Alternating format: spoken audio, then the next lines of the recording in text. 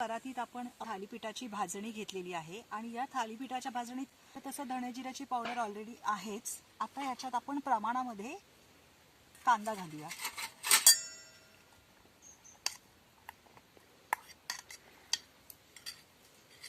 ही कोथिंबीर घालूया. आजी घाला कोथिंबीर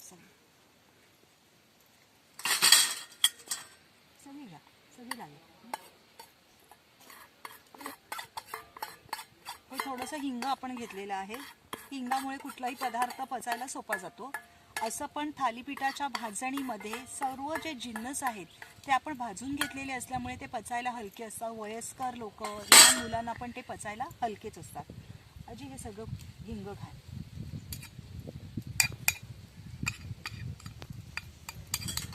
आता आपण ह्याच्यामध्ये थोडी हळद घालतो आहोत.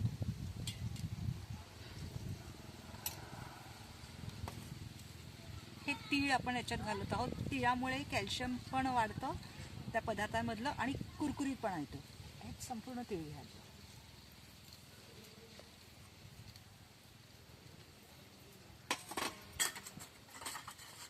चवीप्रमाणे आता मीठ आपण याच्यात घालतो. तो घ्या, संदेश नाही दिलाय तो. हो येस, विसरली मी.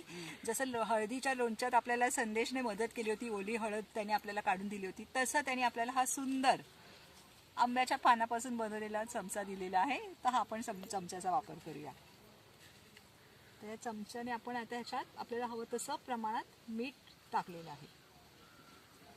आता राहिलं मिरची पावडर. मिरची पावडर पण आपण आपल्याला लागेल त्या प्रमाणामध्ये तुम्ही घालू शकता.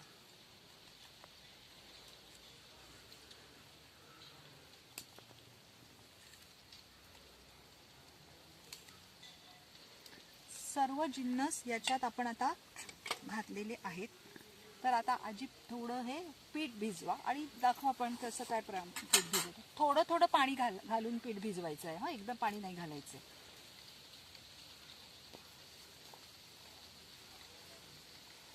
सगळं एकजीव करून आता त्या पीठ भिजवतो. भाजणीचं पीठ हे भाकरीच्या किंवा पोळ्यांच्या पिठासारखं मऊसूत नसतं. ते थोडं चरचरीतच असतं.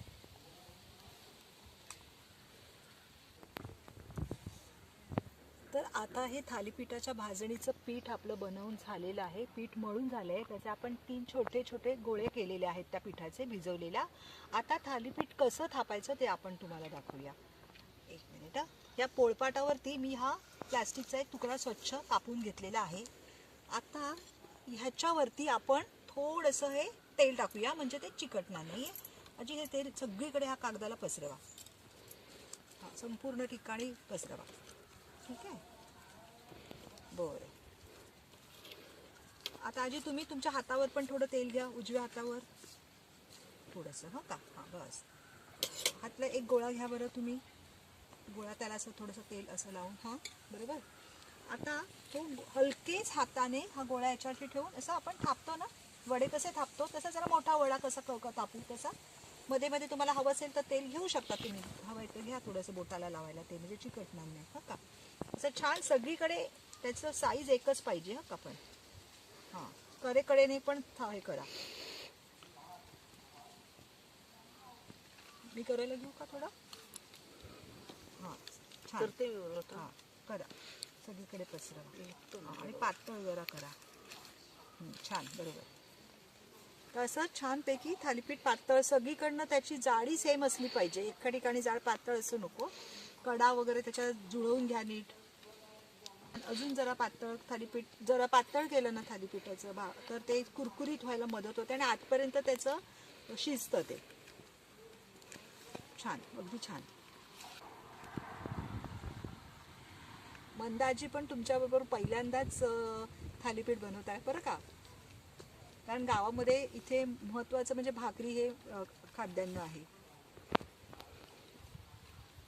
पण किती छान बनवलंय त्यांनी. वा, सुंदर, खूपच छान, मस्त. कारण भाकरी थापायची सवय आहे ना त्यांना रोजची. थालीपीठाला आपण मध्ये एक भोक पाडत आहोत. कशासाठी? की त्या भोकातून नंतर आपण तेल सोडणार, म्हणजे ते खालून छान शिजतं म्हणून.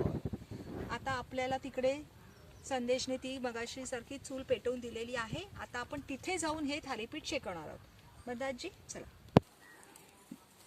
आपण तिथे थालीपीठ बनवत असताना इथे एका बाजूला आपण चूल पेटवून त्याच्यावरती हा लोखंडी तवा ठेवला होता. लोखंडी तव्याचं कारण हे नॉनस्टिक शक्यतो नाही वापरायचं की लोखंडी तव्यामुळे लोहतत्व पोटात जातं.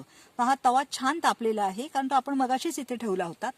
तर छान तवा तापल्यानंतर त्याला बाजूने जरा भरपूर तेल सोडायचे. आता ते चुलीवर करत असल्यामुळे डोळ्यामध्ये थोडा धूर जातोय, पण चुलीवरच्या जेवणाची गंमतच वेगळी असते.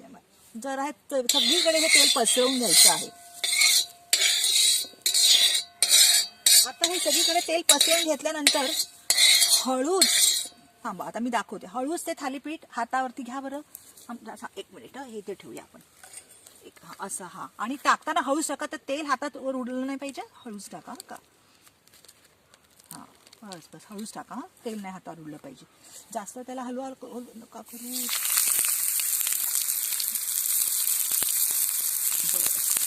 आता हात नका लावू, तेल आहे, हात नका लावू. हे थालीपीठ होणार. खरं त्याची उचलायची पद्धत अशी आहे, दाखवते मी तुम्हाला. हे थालीपीठ असं घ्यायचं, असं असं उलटं करून आहे ना ही बाजू खाली टाकायची. त्याला हातावर उलटं सुलटं नका करू. अदरवाईज असं घ्यायचं आणि असं टाकायचं. ठीक आहे, काही हरकत नाही. आता भरपूर तेल आपण टाकलेलं आहे. हे शिजत राहणार, जास्त त्याला जाळ लागू नये. ठीक आहे, दाखव होता कळू का. आता थोडं ह्या साईडने पण तेल टाकूया, जास्त नाही, थोडंसं. हो का, थोडं. हां, 1-2 मिनिटांनी परतायचे. आता नाही,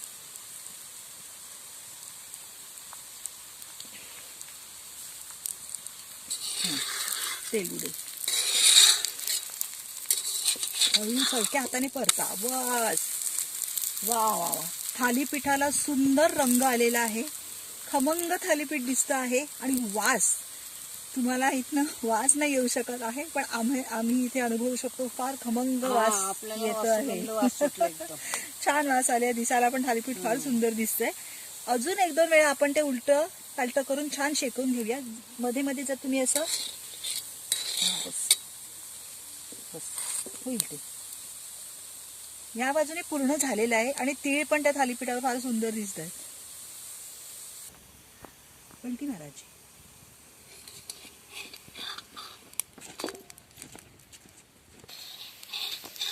परतवा परत. बस. आता त्या साईडने थोडं झालं की थालीपीठ आपलं तयार. तुम्हाला उतरवता येईल ना याच्यावर, का चिमटा आणून देऊ. उतरवायचं आहे थालीपीठ. खाली हे केळीचं पान आपण घेतलेलं आहे, त्याच्यावरती ते अलगद थालीपीठ आपण. बस, छान. तर अशा प्रकारे हे भाजणीचं थालीपीठ आपलं तयार झालेलं आहे. थालीपीठाचा रंग सुंदर आहे, ते पौष्टिक पण आहे आणि ते चवीला पण उत्कृष्टच असणार. हे थालीपीठ आपण ह्या केळीच्या पानावर काढलेलं आहे. हे केळीचं पान पण आपल्या बागेतलंच आहे. आपल्याला माहिती आहे की आपण ज्या दिवशी सण असेल किंवा घरात पूजा अर्चा असेल तेव्हा आपण केळीच्या पानावरती जेवतो किंवा देवाला नैवेद्य केळीच्या पानावर दाखवतो. म्हणजे लहानपणापासून आपण एवढंच बघितलेलं असतं की सणावाराला किंवा पूजेला वगैरे आपण केळीचं पान वापरतो. पण आता सोशल मीडियामुळे एक फायदा इतका झालेला आहे की आपलं ज्ञान पण वाढत आहे.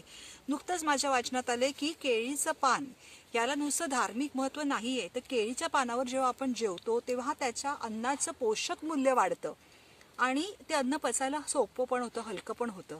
त्यामुळे आता इथे आम्ही सध्या आहोत, आम्ही ते केळीच्या पानावरच जेवतो. तर ह्या थालीपीठाबरोबर तुम्ही काय काय खाऊ शकता. ह्या थालीपीठावरती तुम्ही घेऊ शकता हे दही, छान घरीच लावलेलं मडक्यातलं दही आहे हे. नंतर त्या थालीपीठाबरोबर तुम्ही खाऊ शकता हे आपण आत्ताच बनवलेलं, बघा किती ताजं लोणचं, अजून हाताचा रंग नाही गेलाय. तर आत्ता नुकतंच आपण बनवलेलं हे हळदीचं लोणचं आहे. हे तुम्ही या थालीपीठाबरोबर खाऊ शकतात. हा बघा किती खमंग बेत जमलेला आहे. छान, बघा किती छान बेत जमला आहे. आजूबाजूला मस्त निसर्ग आहे. आपण बागेत बसलेलो आहोत. केळीच्या पानावरती हे सुंदर असं छान खमंग चविष्ट थालीपीठ आहे. त्याच्याबरोबर घरी बनवलेलं मडक्यात गोड दही आहे आणि नुकतंच बनवलेलं हे बघा. आता आपण अजूनही हळदीचा रंग हाताचा गेला नाही, तर इतकं ताजं हळदीचं लोणचं आहे. फार सुंदर आहे, मजा येईल हे खायला. फक्त एक गोष्ट मिसिंग आहे, ती काय, तर लसणीची चटणी. बऱ्याच लोकांना खोबरं आणि लसणीपासून बनवलेली चटणी आवडते थालीपीठाबरोबर खायला. तर आमच्या चटणीची रेसिपी मी माझ्या पुढच्या व्हिडिओमध्ये टाकेन. धन्यवाद तुम्ही हा व्हिडिओ बघितल्याबद्दल. आमच्या चॅनलला सबस्क्राईब करा आणि भरपूर सारे लाईक्स द्या. Thank you very much.